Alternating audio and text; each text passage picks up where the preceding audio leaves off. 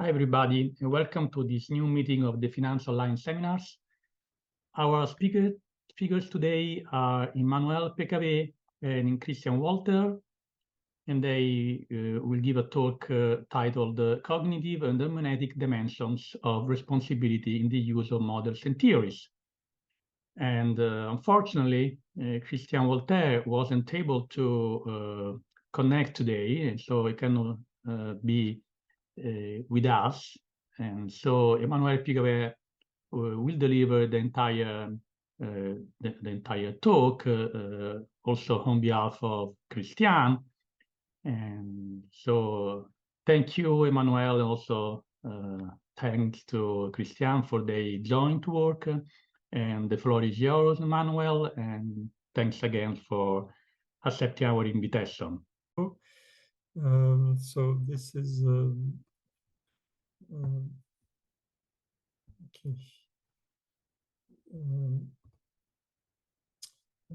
I will start with a number of challenges of objectivity. So I will develop some rather general aspects of these questions, and then Christian will be able to give them flesh with more examples and concrete challenges. So it is arguable that the kind of responsibility which underpins legitimate regulatory developments and also corporate communication is partly consisting of prudence in the use of models, governing schemes and theories. Not just mathematical models, but also governance schemes, which have to do with the roles of the different people, the way to communicate between themselves, our understanding of respective roles and responsibilities, and so on. The allocation of responsibility and legitimacy is impacted by models and their reputation. When models are used in attempts to set up the framework of interactions and roles in a non-arbitrary way. And of course, they are also involved in responsibility in first level action for obvious reasons. Models and theories induce possibilities and impossibilities in the treatment of information. So they have a role in filtering or trimming information. Their epistemic value owes much to their insertion in the partly autonomous development of science, but it also raises practical problems. And I think this is at the heart of some of the current perplexities today, because on the one hand, we want to make the use of science more responsible and possibly to move in the direction of legal constraint. But at the same time, of course, we are still interested in the value of partly autonomous science, the value of the freedom of research, freedom of speech, freedom of investigation. And so in some way, there is no way constraining science. If, for example, if economists or financial scientists develop models out of unrealistic hypotheses, of course it can create damages, but this is their own right. What can we do? Are we not doing the same in some parts of our academic lives?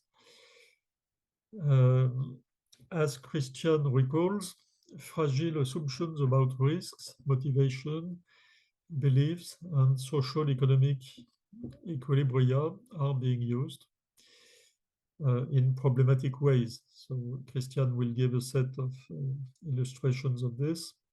Think of the famous newspapers headlines in 2008, the formula that killed Wall Street. And so it's an indication that the use of models must be reasoned both in action and in corporate communication and regulation.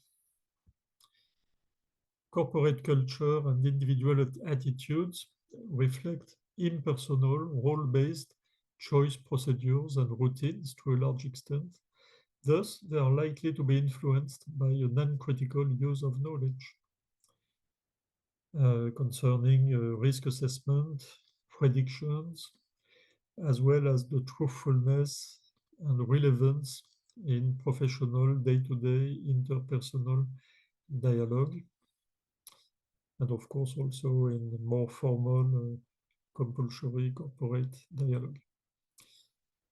To be noticed is the fact that routines can be rationalized somehow. Routines are not always blind and stupid. Routines can have their own merit, especially when routines provide tools for making decisions in very complex environments, when we are not sure that our own benchmarks for decision making are appropriate to the complexity of our decision context, especially in comparison with the sophistication of our own cognitive apparatus.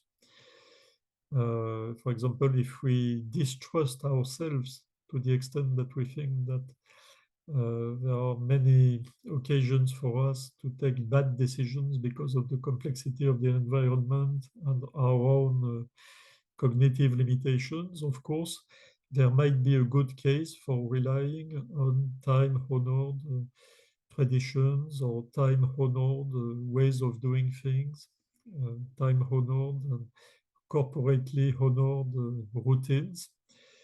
In a way, this has been argued for by Karl Popper, most famously in one of the essays in Conjectures and Refutations towards a rational theory of tradition.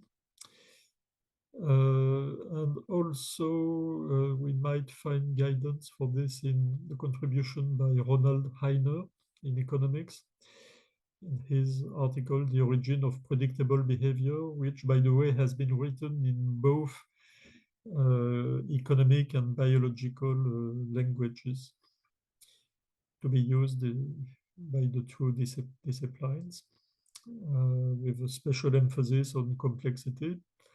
And here and there, we find similar ideas. For example, think of Hilary Putnam's book on the value of the Jewish tradition for guiding life, or in the book, the philosophical autobiography of Montefiore, for example, Alan Montefiore.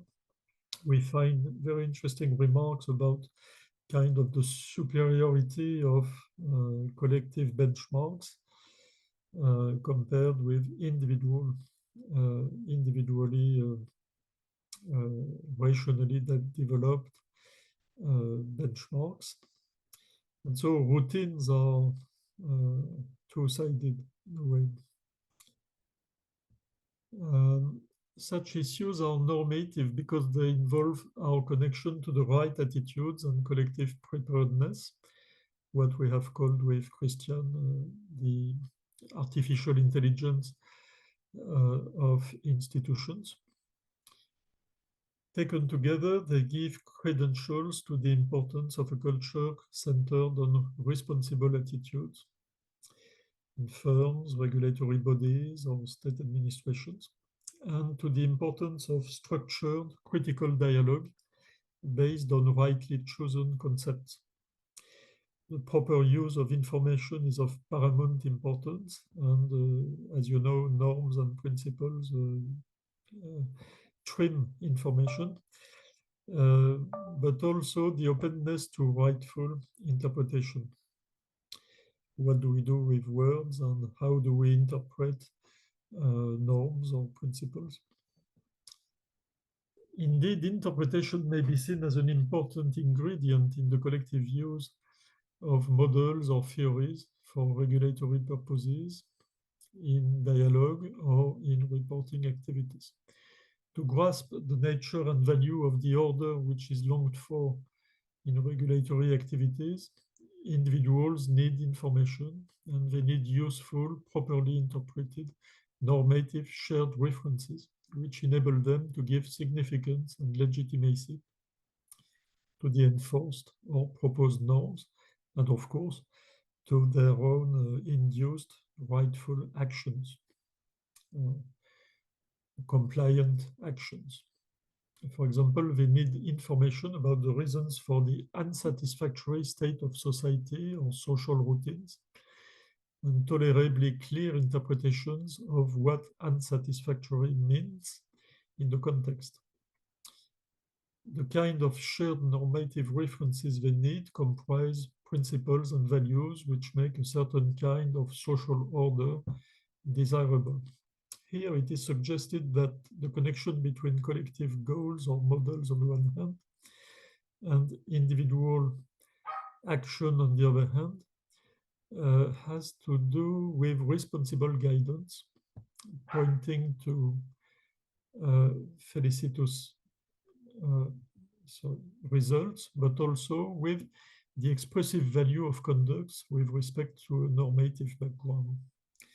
So it's part of, the non-opacity of ethics, the ability to make sense of normative requirements, both ethical and legal, not just being induced to behave in a certain way, but also being able to make sense of one's own action and to find guidance in order to be compliant in a meaningful way, which can be argued for.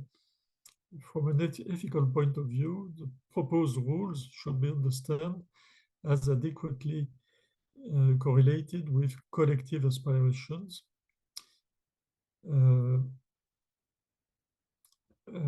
both causally, how are they conducive to the desired states of affairs, and hermeneutically, are the rules followed in an adequate way, and are the rules and their expected effect or outcome expressive of correctly interpreted justificatory principles or values in the first place, and first of all, in the eyes of the agents themselves. I'll take two examples. In the recent revision of the 2014 directive about non-financial information, we find evidence of the importance given to the relevant conceptual models for dealing with information in the right way for the purposes of corporate social disclosure. The flexibility of tools in CSDR turns the choice of concepts into a matter of responsibility and accountability. Expectations about the use of concepts and models and their appropriation by actors have been important in the process and taken into account in the proposed framework. Second, concerning the 2014 EU directive about public procurement calls, Véronique Koch has characterized a risk of normative, what she calls normative greenwashing, related to the normative structure itself, which is arguably deficient with respect to the epistemic contents of sustainability. Following her argument, its way of referring to the Europe 2020 communication is diagnosed as arbitrary, driven because it is arbitrarily driven by market-based intellectual tendencies. Public procurement calls are viewed as contributing to smart, durable, and inclusive growth and the optimal use of public funds, but only through ideological, market-based lenses. So Koch's suggestion is that smartness should have to do with knowledge, not ideology. So this is not my analysis, but this is the analysis of a specialist of public procurement issues from a legal point of view. And so it gives an indication of interpretative variability and the risks of hermeneutic differences when we try to build a shared benchmark for normative guidance.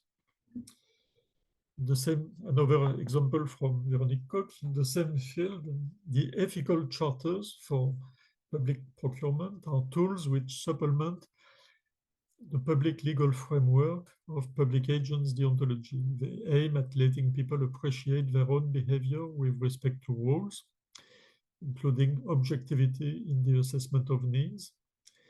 They refer to the internal structure of agency, which normally covers judgment, evaluation, and interpretation, not just external behavior.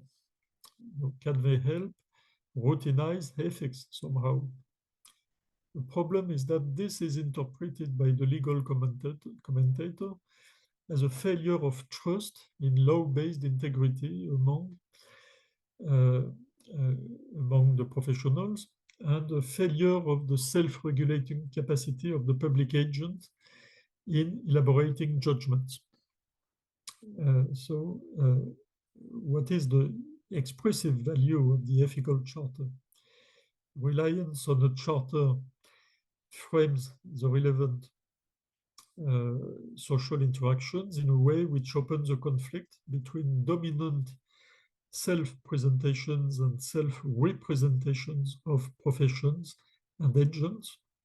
It may create confidence, of course, but also undermine mutual trust, depending on the interpretation of the antecedent situation and its connection to relevant valued principles. So maybe it's profitable to try and get a procedural view of such issues.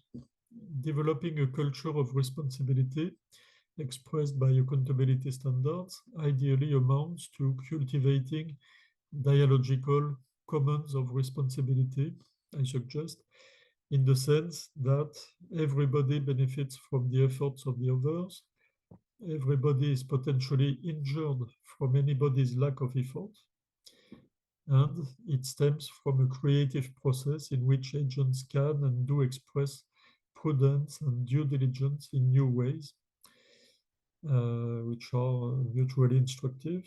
This is much in line with the commons of dialogue as described by David Bohm in his classic On Dialogue.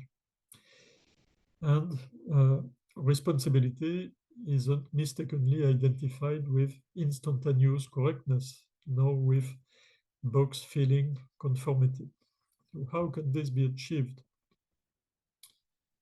This kind of responsibility, which is in principle amenable to a treatment which uses the emerging theories of epistemic responsibility. These theories are part of the ongoing development of analysis about cognitive virtues and the responsibility to foster them and abstain from misguiding delegation of their exercise, as argued by Boudovin and also by Christian.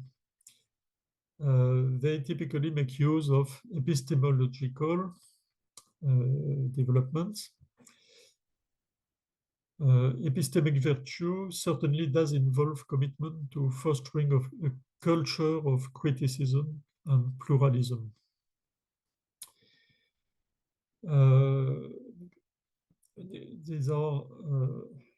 This is a quotation from Lamy about 2008 controversies from his article in Journal of Business Ethics.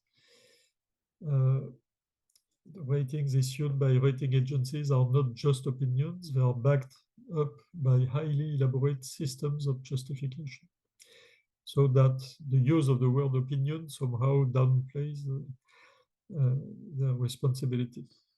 The irresponsibility illustrated in these examples refers to a specific kind of responsibility, that is to say, epistemic responsibility.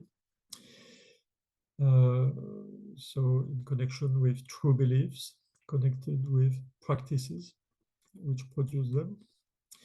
Responsibility here is not causal, it is a virtue associated with praise and criticism. And I think we must stress that this presupposes a shared conceptual and normative framework. The problem is that problem is the nature of epistemic responsibility, both in general and in finance or in non-financial communication. It is still unclear on the public scene.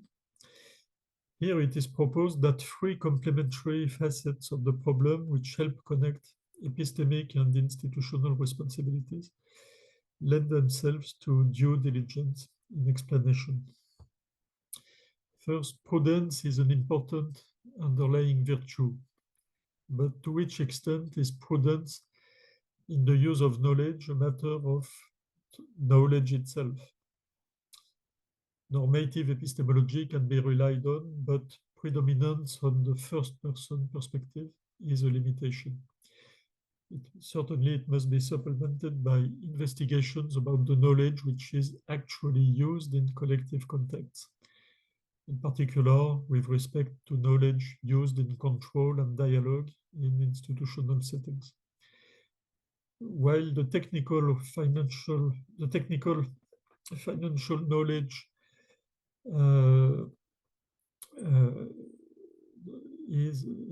has a role which is gradually being recognized, the impact of models of dialogue, control, and institutional roles rarely comes to the forefront, probably because they are just seen as instrumental, but they are more interesting than that.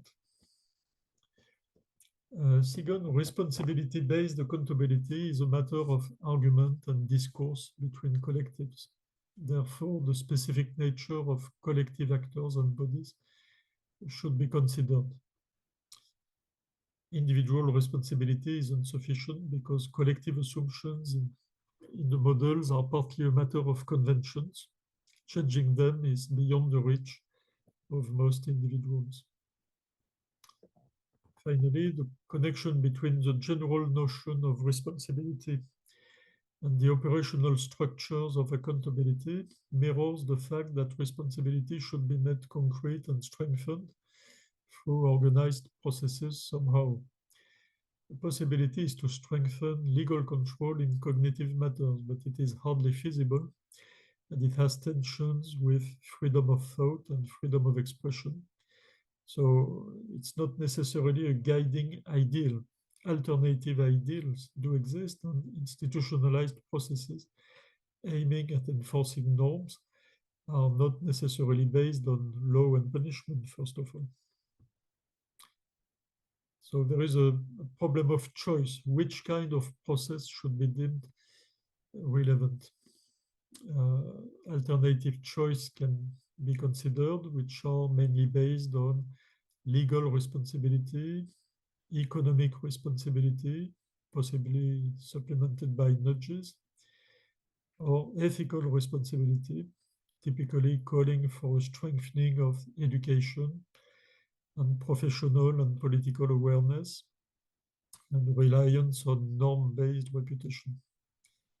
This should cover responsible interpretation and implementation of values, principles, and ordinary norms, legitimate norms.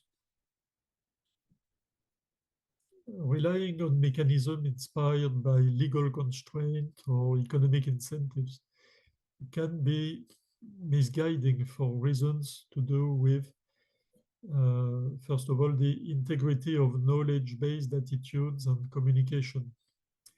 The attitudes are at risk of being manipulated somehow by the actors, at risk of becoming insincere in a way which fosters mutual distrust.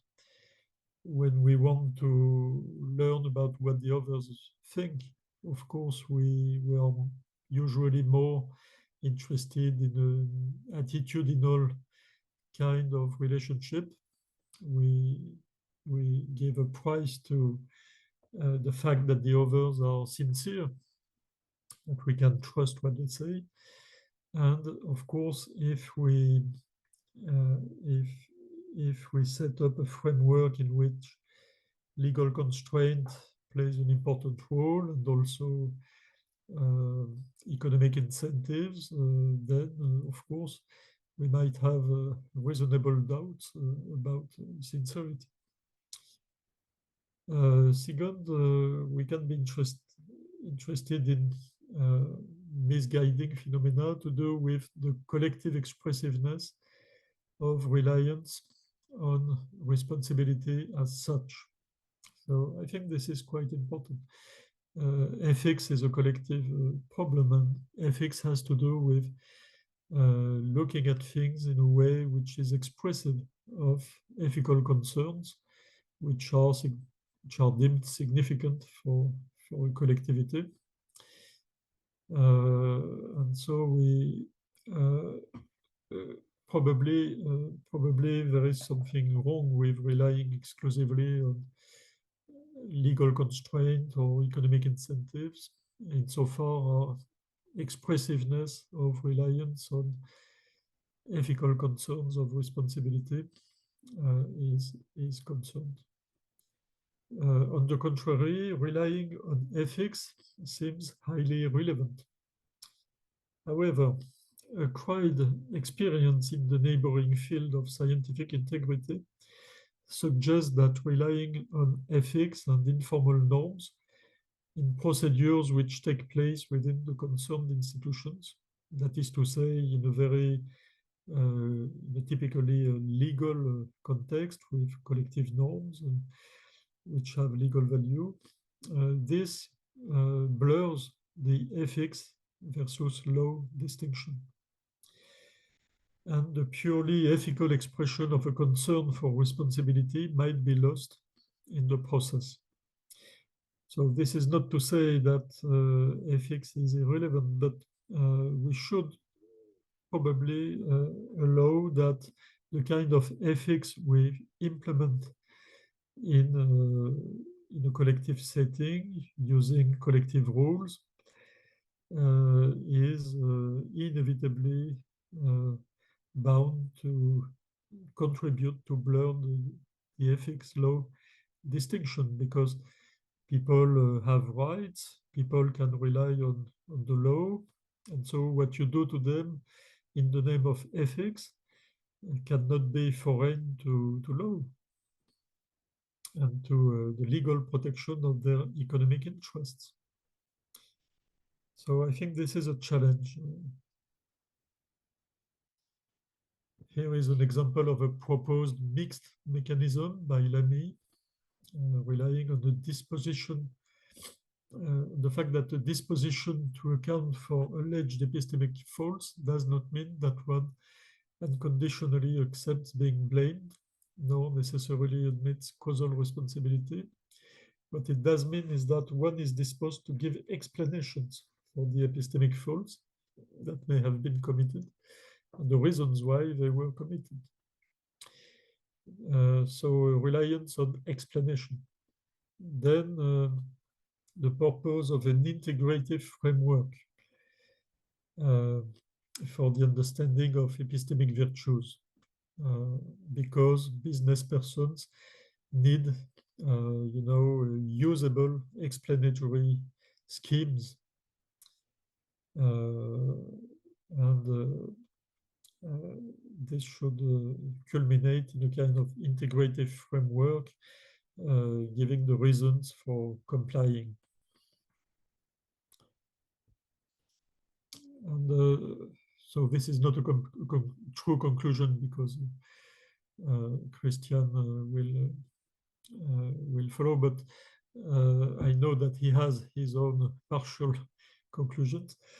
So I would say that epistemic responsibility has a strong collective and institutional dimension to do with the status recognized to expressed principles. And beyond the credibility of statements, data disclosure, and ratings, it's relevant to the public credibility of conceptual frameworks and models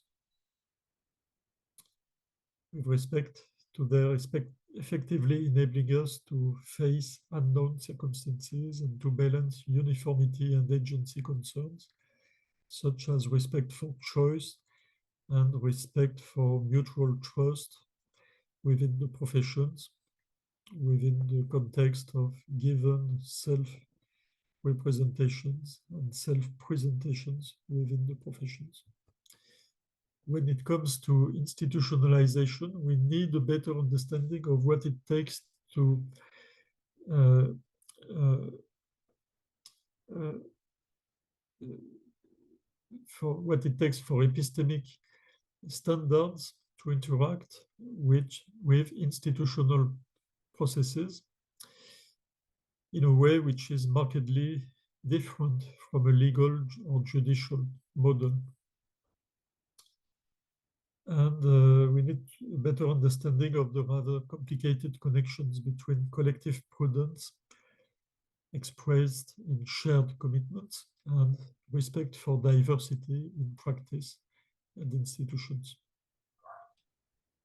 So Christian wanted to stress the role of models in shaping a risk culture, which is an important part of letting models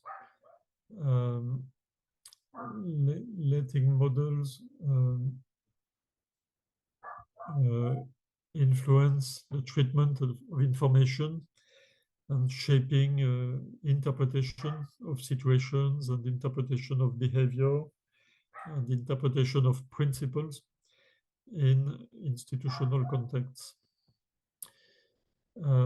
So he wanted to argue that a part of the observed short-termism on financial markets is due to regulation risk. So regulation risk is a phrase which is not so consensual, as you may know, but Christian is among the authors who, with Olivier Lecourtois and others, who have given it its credentials, so that it refers to a risk which is not intrinsic to social interaction of a certain kind, nor to the interaction with nature, but a risk which is the causal product of regulations or regulation operations. So the regulation is based on a false way to understand randomness in the case of long-term horizons and uncertain risk. So Christian believes that in many cases, financial regulation is indeed based on such false understandings, and the short-termism created by regulation risk is then the visible result of the choice of continuous randomness, a Brownian representation, and which is itself the outcome of the principle of continuity. So in recent years, he has been interested in the principle of continuity derived from Leibniz, in particular in interactions with epistemologist David Zapero-Mayer, young German epistemologist. So he has tried to contrast financial models, or more precisely kinds of risk modeling, orthodox and heterodox, based on a connection with continuity assumptions. Mainstream neoclassical finance is tendentially more associated with the use of continuous stochastic processes, and it is the way it influences society, arguably the form of financialization of society, leading to major financial accidents, such as those of 1987, after a long period of relative stability, or most famously 2008. And on the side of discontinuity, we find a reliance on discontinuous stochastic processes, which are cultivated in so-called alternative finance, making use of Mandelbrot's views, referring to famous mathematician and Christian's good friend, Benoit Mandelbrot, and to initiatives in econophysics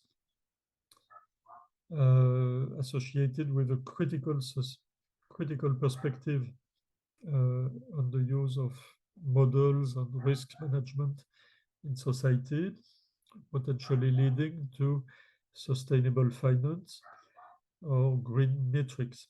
So I am not myself very familiar with Christian's contrast between continuity and discontinuity, and this might be an occasion for multilateral dialogue on this. But it's the kind of ideas he has tried to make progress on within the sustainable goals, the UN's sustainable goals initiative concerning finance, on the finance side of the global initiative associated with the promotion of the 17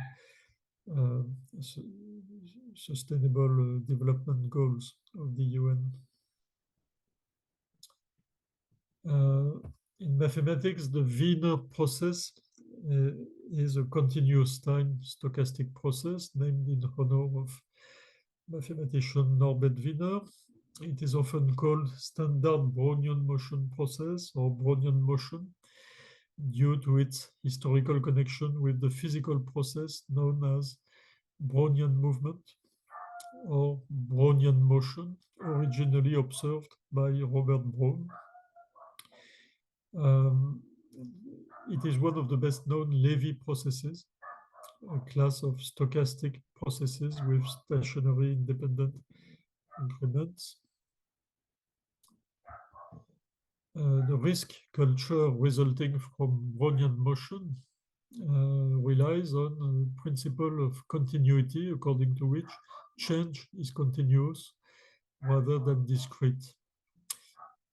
Following the famous phrase "natura not facit saltus," used by Leibniz, which has led to success stories such as the 1973 formulas of Fisher-Black, Myron Scollis, and Robert Merton. Replicated portfolio has been described by Mackenzie and Spears in the following terms. It is the strategy of Black-Scholes modeling writ large to find a perfect hedge, a continuously adjusted portfolio of more basic securities that will have the same payoff as the derivative, whatever happens to the price of the underlying asset. Another example is the fundamental theorem of asset pricing, established by Michael Harrison, David Krebs, and Stanley Pliska, 1979 and 1981, favoring a risk-neutral approach, which opens the way to ideas about market consistency and so on. Another pillar is what Christian calls, following the suggestion by other authors such as F. Chiapello, quantification convention. Quantification convention refers to the fact that quantities are not given, quantities are constructed facts in society, in measurement, in dialogue. And quantification relies on collective conventions, conventions which give them meaning. and which relate them to given sets of phenomena. So that we need pay attention to the metrology of neoclassical financier, as argued by F. Capello and Christian in 2016. And this gives insights about efficient market hypothesis. There is a relation between risk modeling and regulation rules. The principle of continuity has trickled down into all neoclassical finance. The absence of opportunity of arbitrage, which represents the intellectual cornerstone of the dominant contemporary financial approaches, derives from the principle of continuity. The market consistency valuation in Solvency II regulation for insurance is a result of the principle of continuity.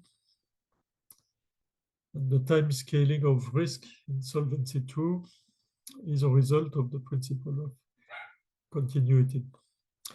So that we basically have a kind of continuous picture of the world in several pillars of market attitudes and guidelines for regulation.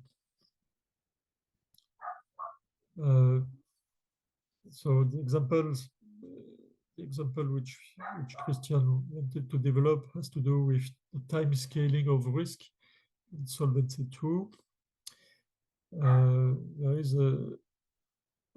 There is a path continuity in the regulatory framework of Solvency II to do with the time scaling of risk.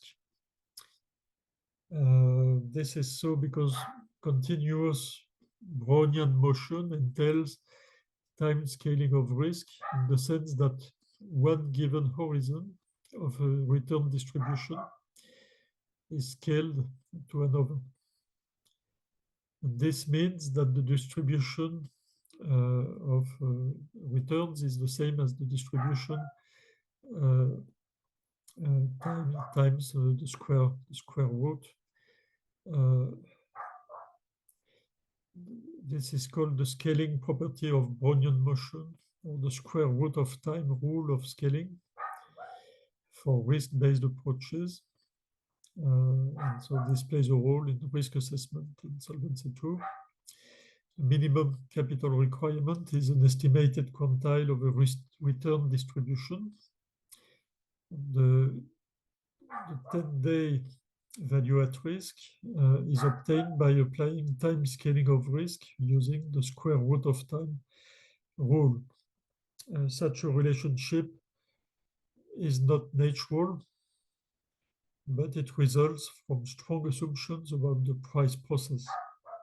It results from assumptions about its Brownian continuity. So this is a table from Walter to 2013 in his book about the random walk model in finance, which has originally appeared in French. I don't know if there exists an English version. So it's about the time scaling of risk is in regulation, which is an epistemic choice because you have different ways to choose about it. I let you appreciate the table. It has to do with the choice of reference benchmark stochastic processes.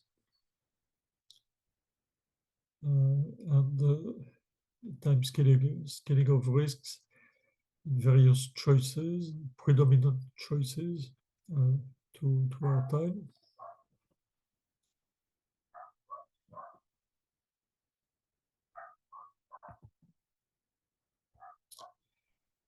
And the message Christian wanted to convey is that hazardous shaping of business practices can provoke unexpected events and negative spillover. There is in addition a specific falsehood of models carrying the principle of continuity. Mental model. There is a mental model. There is always some kind of mental model embedded in a quantification convention.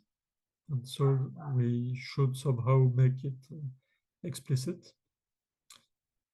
And we should pay attention to so-called regulation risk, which is the new risk created by hazardous regulation, as characterized by Le Courtois, Lévy, Vehel, and Walter. And in the case of Solvency II, regulation risk is due to the pervasive principle of continuity. Okay, so I think that these examples and these normative statements about the inadequacy of certain ways to represent risk illustrate the variety of interpretations of a number of notions which are of specific importance for the objectivity of risk assessment, and so the objectivity in treating information, objectivity in relying on relevant information for the purposes of regulation, and finally, this is of specific importance for interpreting rules which have to do with a kind of orderly pattern of transactions, such as rules relating to prudence, to objectivity, to the conveying of adequate information in institutional regulatory dialogue. And so I would conclude saying that this is the main connection between this set of examples and statements and the general discussion I have sketched in the first part of the talk. So thanks for your attention. I'm sorry for the unfortunate division between the two parts of the talk. And I don't know if Christian is with us now. No. Thank you, Emmanuel. Christian is not with us, and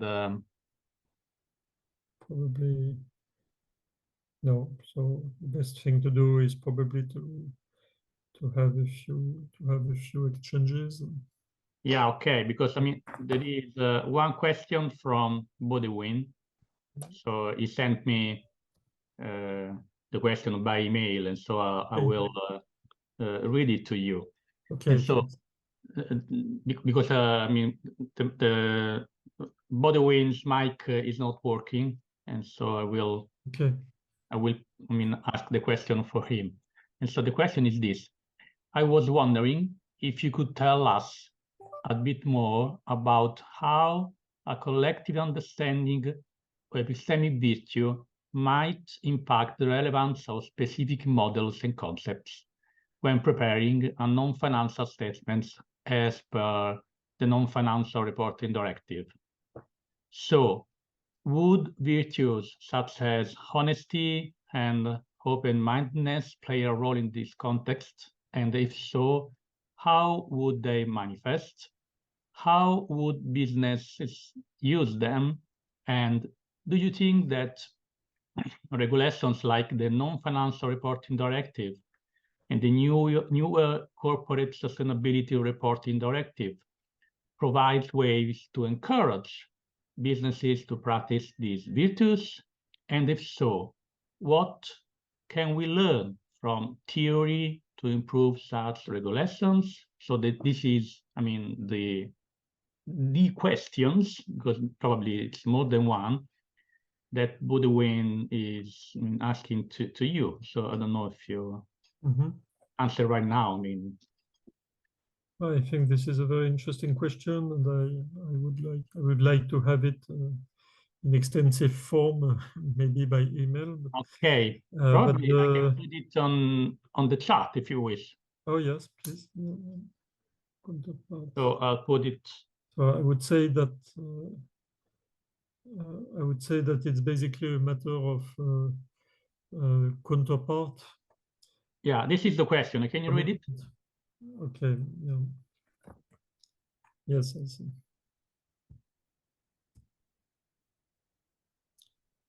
Okay. Okay, so thanks to Bodwin, this is an excellent question.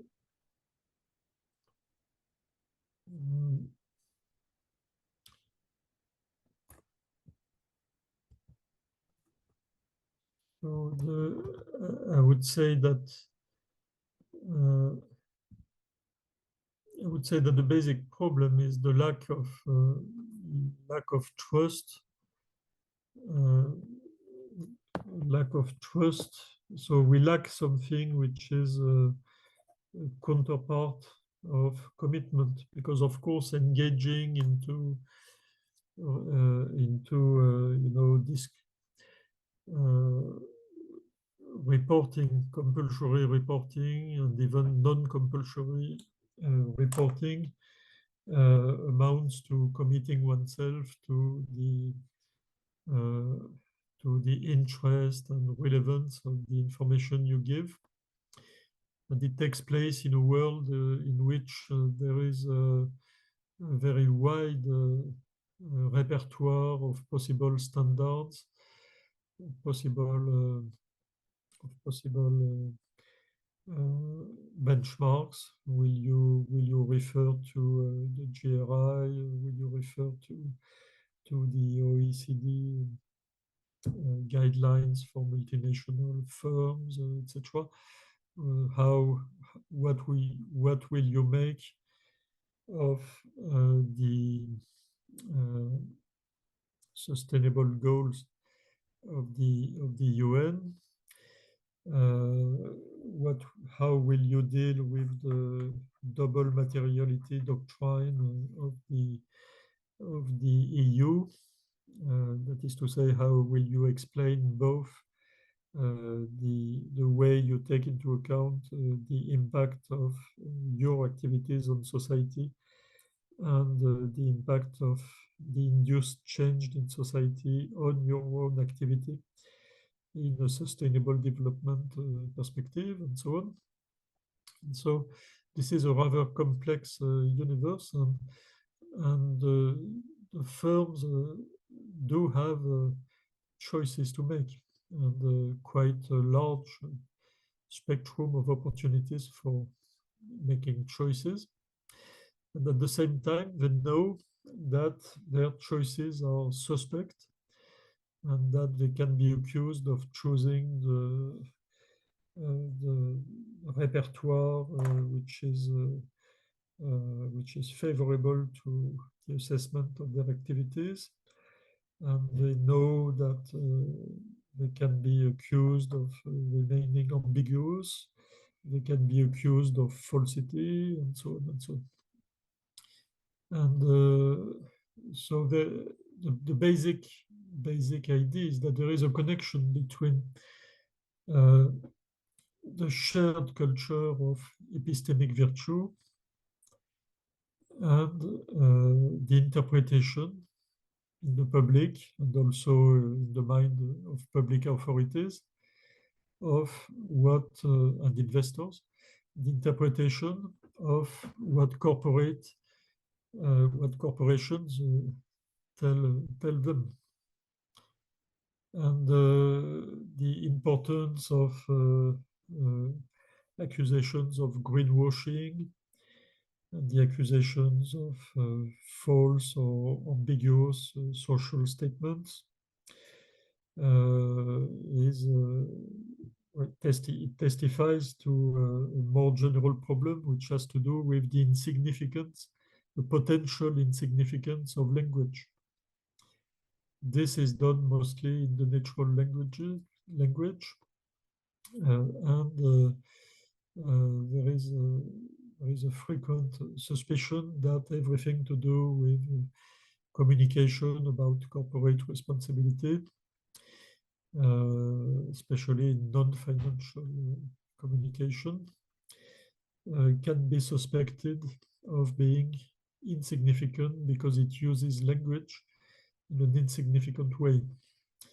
And so, of course, relying on exacting standards, relying on good methodologies for measurement, good methodologies for interoperability of standards, good methodologies for causal assessment and double and materiality assessment. This plays a role in creating confidence. For big firms, of course, it is usually a matter of mobilizing either an internal division to do with CSR or using expertise from specialized cabinets. And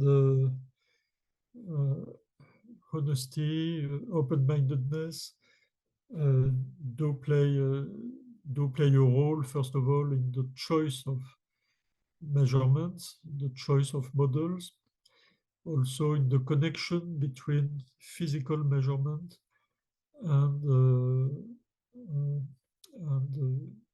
financial measurement or social measurement with respect to the social effects. So this is a way to prove your honesty or open-mindedness, because you concentrate on things which can be objectively discussed. But probably we should also pay attention to the wider picture of epistemic virtues in society, and this has to do with dialogue. So with the availability of dialogue. Is it possible to engage dialogue with firms, not just criticism of the figures or criticism of the statements? Criticism is important, but another important fact is the ability of firm to engage in stakeholder dialogue on a regular basis, and probably this can be fostered by a culture of epistemic virtue within the firms, and in the kind of dialogue they are able to engage in with the rest of society and with the authorities. So I would say these are the main channels for which culture of epistemic virtue can make a difference. And of course, the efficiency of such processes has to do with the choice of indicators, the choice of measurements, the choice of vocabulary. Because, for example, if you use too technical a vocabulary, this will complicate the relationship with NGOs. And if you, on the contrary, if you specialize in a very technical material, this will probably this will help favor a culture of dialogue with regulatory bodies, but then there is a risk of going into a kind of expert dialogue, which is not very open to the worries in society at large.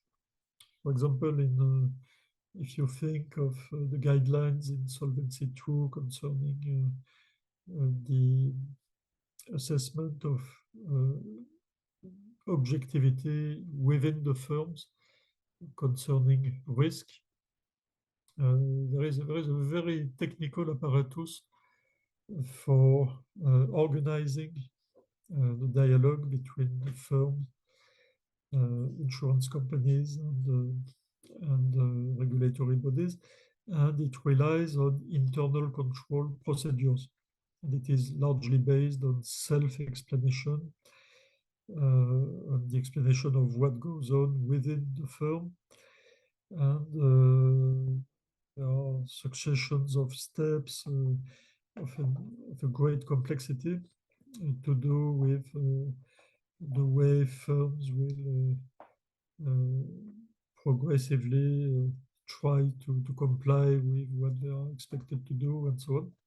So this is a highly interesting kind of dialogue, but at the same time, it's very technical, and it relies on notions such as objectivity and prudence, which are very general, and which of course can be manipulated somehow. So if you consider things from an external point of view, you might have the feeling that these good people are engaging in a very stimulating kind of organized dialogue about objectivity and prudence. But these are very general notions, and the way the dialogue is structured gives considerable importance to self-presentation, self-assessment, and rationalizations somehow. And so this does not automatically lead to confidence or trust in the public, even though it is extremely well organized and very structured. And similarly for non-financial information, sustainability reporting, I think we face a possible disconnection between internal processes which are tendentially technical and the concerns of the population. And so we need to show that companies need to show that their commitment to a number of epistemic virtues prevents them from indulging in meaningless speech or arbitrarily technical speech, things like that. So this is my first set of answers, but probably I should reflect more about this. Thank you, Emmanuel. And I have also a question, which is probably tied to the last part of Baudouin's question, and it's about your, idea that this awareness and prudence of the role of models and theories should be used to create better regulations and policies. So my question is, once we know that we should use models, theories with prudence and with this awareness of the also performative role, I would say, how we should construct policies and regulations in order to have a better version of them. And so how can we translate these awareness and prudence of model theories into better regulations and laws and policies? So that's my very general question. Thank you. Yes, thanks for this question too. Well, I would say there are two main dimensions to this. So, first question is, are the models right or wrong? Are the models right or wrong? Now, do we have intellectual means to say that they are right or wrong as contributions to our understanding of the risks right now? And the second question is, can we let the benchmark models evolve? So I think these are two different questions.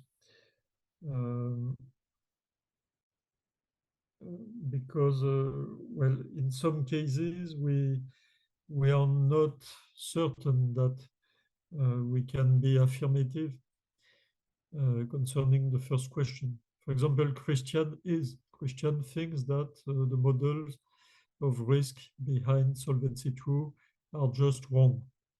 Okay, this is his appreciation of the state of affairs. He has good arguments for that. Of course, it could be challenged. And at the very least, there should be a debate about this, because probably there are many worrying facts about finance to do with the authority of models which are known to be quite fragile, because they rely on very special assumptions or unrealistic assumptions. And so, just like Mandelbrot, Christian thinks that we are in some way committed to falseness, because we repeatedly use models which are known to be just false. So I think this is comparable to the situation with respect to the models of choice in situations of uncertainty or risk, because people have continued using expected utility models for descriptive purposes, even though they are known to be false. So what is the rationale for that? And it is also the case in normative theory, because they are known to be fragile on normative grounds, as Maurice Allais argued. His main vision of this was that they were fragile from a normative point of view, not only a descriptive point of view. And this is well known too. But expected utility theory is still being used because it is simple theory, because it is supposed to capture a number of important facts about usual ways to make decisions, and so on. And so my own diagnostic is that we should not underestimate scientific controversy, because scientific controversy is, of course, connected with epistemological standards. And as you know, we have a number of epistemological standards which are to be considered important. So, for example, empirical truthfulness is important, but theoretical usefulness is important too. Simplicity is important. the ability of hypotheses to lead to new and interesting predictions is interesting in its own right, and so on. And so, to my mind, it's only in very rare cases that we can frankly say that it is nonsense to rely on a given set of hypotheses. It does happen, nonetheless, it does happen. And so it's the responsibility of the scientific communities to say, well, we should stop. We should stop. But this is only one part of the answer. The other part of the answer to this kind of queries has to do with the dynamics of models. Can we let the models evolve? And of course, then we have a potential clash with the concern of lawyers, because when it comes to law, of course, we want to have quite simple standards. We expect to draw more or less fixed rules which can play a role in expectations, in strategy. We don't like quickly moving rules. But especially in the field of finance, there is probably a problem here, because starting with Basel III and Solvency II, there has been an markedly increased dependence on theory and models, for example, for calculating compulsory provisions. And dependence on models is always dangerous when it is dependence on fixed models, because our knowledge normally evolves. We get information from experience. We get more information from the antecedent use of models, including for regulation purposes. And then kind of a prudential attitude would be more pragmatic. We should allow for the benefits of experience to let our use of models be impacted. And so I think we have a second kind of question which relates to the dynamics of knowledge and the dynamics of our capacity to incorporate knowledge in regulation. This is an important question, but again, there is a tension with rules, with the concentration on rules, and more particularly the concentration of rules which can play a role in building a kind of safe public order in which people can rely on rules in order to elaborate their own strategies and in order to make sensible expectations about the future. Okay, so thank you, Emmanuel. So I don't see other questions coming from the audience, and so probably we can stop here. Yes. And I thank you one more time for being with us, and I hope you will join us in the future meetings. So thank you very much. Yes, thank you very much. And so I'm very sorry for the unfortunate